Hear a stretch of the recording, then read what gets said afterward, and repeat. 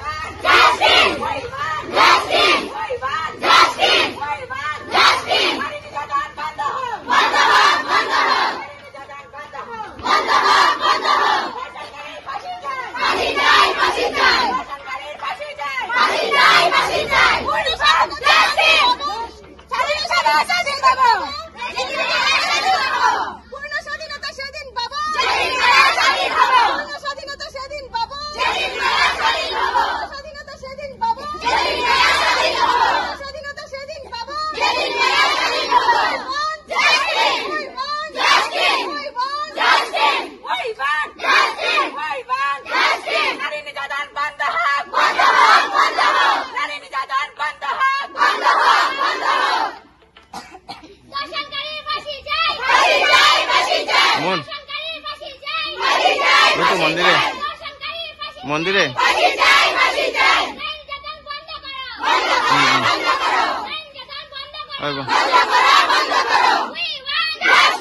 শোনা যায় আমি পড়ে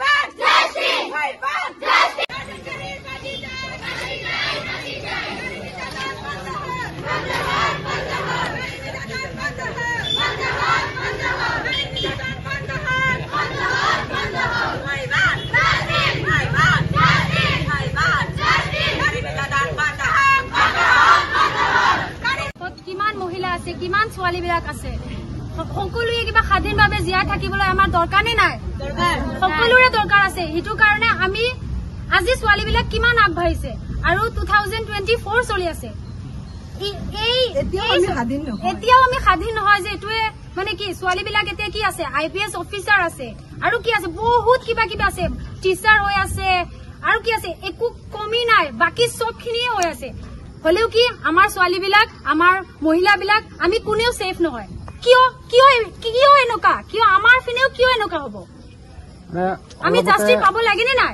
অলপতে মুখ্যমন্ত্ৰী অন্তত চাব লাগে। এই সদনত কৈছে যে এই মাহটোতে 22টাকৈ এনেকুৱা ঘটনা হৈছে।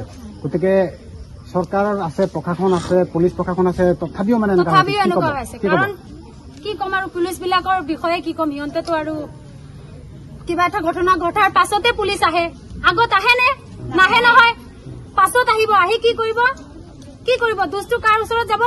এয়া ছোৱালীটো বেয়া আছে, ছোৱালীটো সৰু কাপোৰ পিন্ধিছে, ছোৱালীটো বেয়া আছে, তাৰ অভ্যাস বেয়া, তাই সদায় ঘূৰি থাকে ফুৰি থাকে। কিয় এনেকুৱা? আমি কিয় সদায় কিয় মাথাটো উঁচা কৰি কিয় জীয়াই থাকিব নোৱাৰো? কিয় এনেকুৱা নোৱাৰো? আমি আমাৰোতো জীৱনত কিবা এটা সুস্বাস্থ্য জীৱন জীয়াই থাকিবলৈ দৰকাৰ নে নাই? আমি ছোৱালী হৈছো এইটো কাৰণে কি আমাৰ এনেকুৱাই থাকিব লাগে নেকি? আমি যদি কিবা এইবিলাকৰ বিচাৰ নকৰো তেনেহলে কোনে কৰিব? আমাৰ কাৰণেতো চৰকাৰ নাই। এইপিনে এতিয়া যোনটো চিচুৱেশ্যন চাই আছো আমি, মানে দেখা পাই আছো, এইবিলাকৰ আমাৰ পিনেতো চৰকাৰো নহয়। পুলিচে মিনিংলেছ চৰকাৰ থকাৰ পিছতো এনেকুৱা ঘটনা ঘটি থকাৰ কাৰণে মিনিংলেছ নিচিনা হৈছে আৰু বৰ্তমান কি চৰকাৰ চলি আছে? এইটো কি কম আৰু চৰকাৰ বিলাকৰ যিয়ে নহওক ৰুলিং চৰকাৰজনৰ নাম কি বৰ্তমান?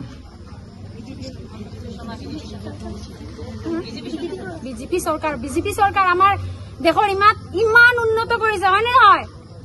হলেও কি এইটো ছোৱালীবিলাক মানে বেয়া হৈ আছে। ছোৱালীবিলাক সুৰক্ষিত আছে নেকি?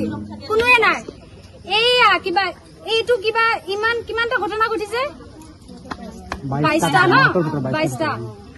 আমাৰ হুজাইৰা য'ত হৈছে আৰু নগাঁও ডিষ্ট্ৰিক্ট, ডিফু ডিঙত, কোকৰাঝাৰ, তাৰপিছত তেজপুৰ আৰু কলকাতাৰটোতো আৰু কোৱা বহুত বেয়া। এইটো ইয়াৰ আগত কেতিয়াবা শুনা পাইছিলে নেকি না বিজেপি চৰকাৰ টাইমতে এনেকুৱা বেছি শুনা পাই আছে? বিজেপি আগতো শুনা পাইছিলো, হলেও এনেকুৱাতো নহয়, কমে আছিলে। তেতিয়া আমি ক'ত পাইছিলো? কিবা নিউজত শুনা পাইছিলো। এতিয়া আমাৰ ঘৰৰ ওচৰতে এনেকুৱা হৈ আছে, আমাৰ লগৰ ৰাজ্যবিলাকৰতো এনেকুৱা হৈ আছে। আমি কেনেকুৱা জীয়াইনো থাকিম? আপোনালোকৰ মতামত হিচাপত কি এইটো চৰকাৰৰ দিনত কি দুৰ্নীতি বা এনেকুৱা ধৰণৰ ভ্ৰষ্টাচাৰ বা এনেকুৱা ধৰণৰ নাৰী নিৰ্যাতনৰ বিষয়টো বেছি চলি আছে নেকি না আগৰ পৰাই চলিছিলে? আগতে এনেকুৱা হোৱা নাছিল নহয়, হয় হলেও মানে কম আছিলে, কিন্তু এতিয়াই বেছি হৈ আছে। তুমি অলপমান তোমাৰ অনুভৱটো কোৱা। আমি কেতিয়া স্বাধীনতা পাম? ছোৱালীবোৰ কেতিয়া স্বাধীনতা পাম?